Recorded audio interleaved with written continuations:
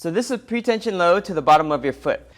You're going to first make sure that the block is against the wall. From there, you're going to place your big toe or the great toe against the block, just like this, and the other toes are just going to fall down towards the floor.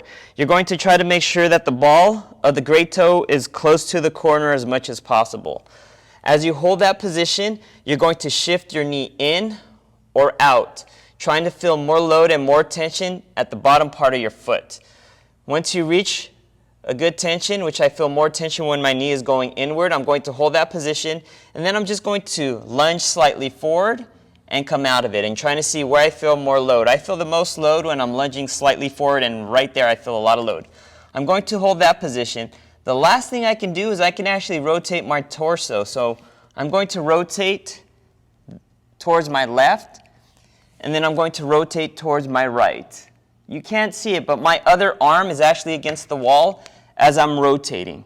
And I actually feel more load when I'm rotating this direction. So I'm going to hold this position, and then I'm slightly going to come out of it, and then I'm going to try to go a little bit more, adding more load to the target tissue, which is at the bottom of the foot. Then I come out of it, and then the last attempt, I'm going to try to reach a tad bit more. Another variation is actually placing the 4 toes on the block while the great toe goes down. So as you can see, the 4 toes are against the block, and my great toe or my big toe is dropping down.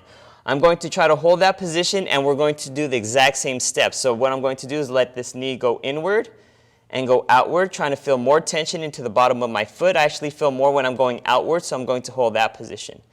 From there, I'm going to drive my knee towards the wall by going into a lunge position, trying to see if I feel more load and tension in the target tissue. I do, so I'm going to hold it right about there.